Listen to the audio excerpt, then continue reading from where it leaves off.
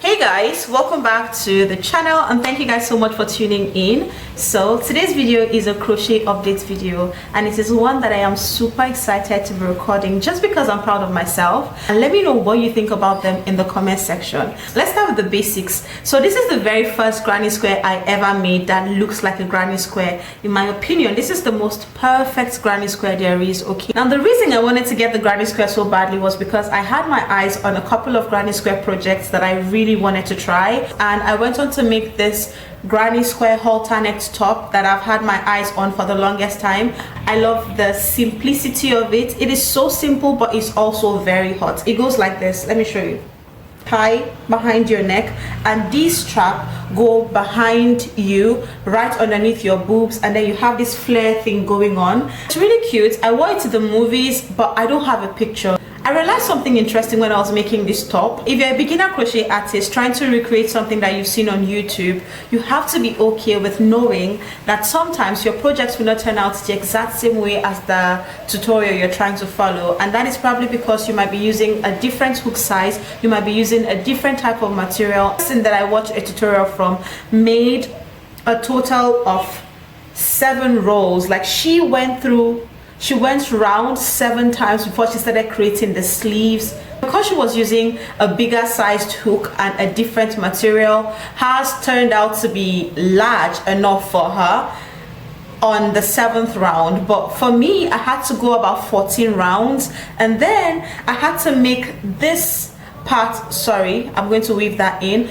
but I had to make this part that goes underneath the boobs a little bit thicker than this part, which was not what she did, simply because my boobs are slightly bigger than hers. You know, I did a lot of adjusting mathematics and stuff, but it turned out pretty good and I'm proud of myself. Now the next project is this cute top. When I say cute, I mean very beautiful top that I made for myself. Now when I made this top, I was only trying out my new 5.5mm hook, so I did not use a pattern or anything. It was when I made the first panel that I was like, oh, okay, you can turn this into a top. So I made the second panel and then I just slip stitched it together. There's probably a better way of doing this, but it worked. If you watched my previous updates video, remember I said in that video that I may not be wearing my birthday skirt ever again because I didn't like the way it felt on my body, and I am a fan of creating things or making things that I am definitely going to wear.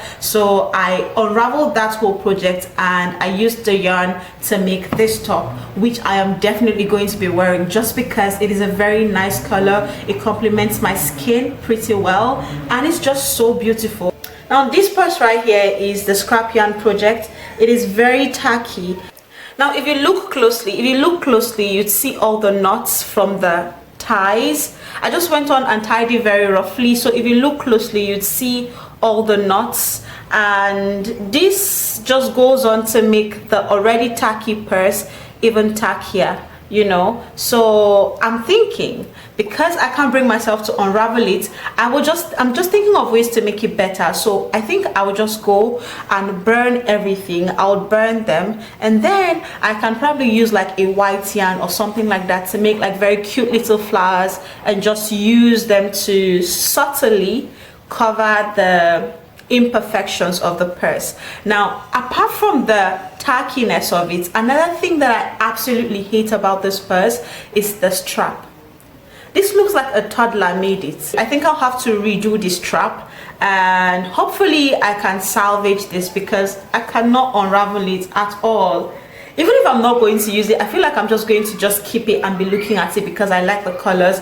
Maybe this may not make it out of this house, but maybe, just maybe, I can make another one with the same colors and just, yeah, make it work. And hopefully that strap is better than this. Okay, moving on.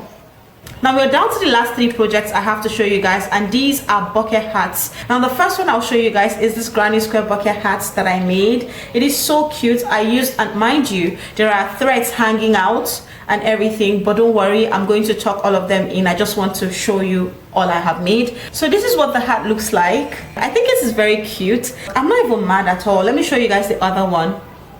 So this is the brown.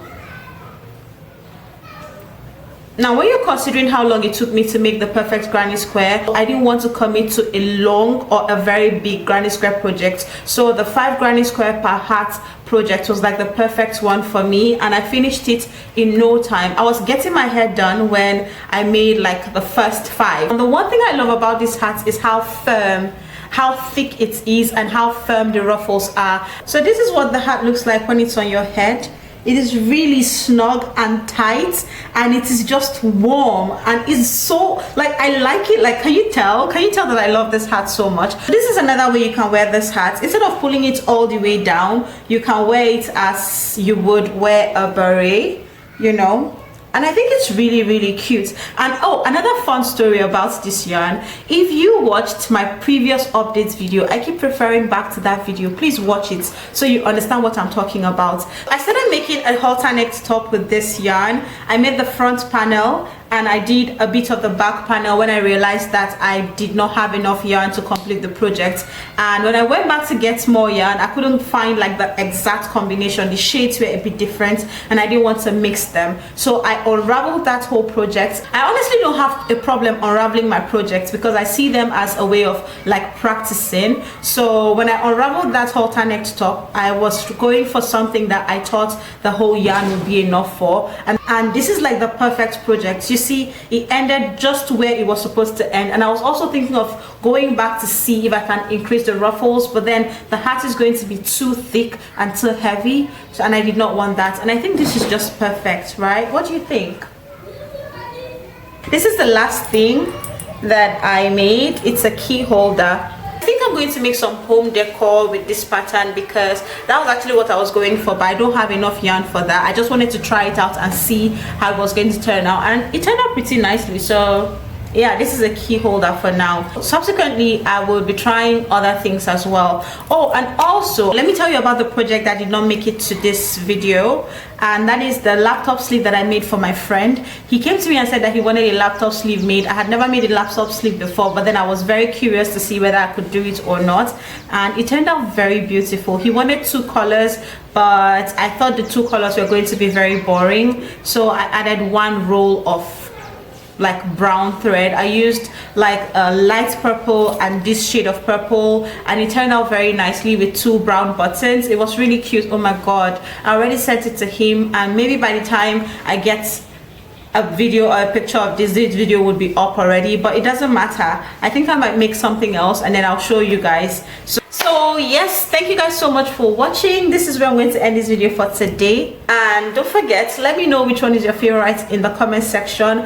And yes, I'll see you guys in my next video. Oh, and don't forget to subscribe, okay?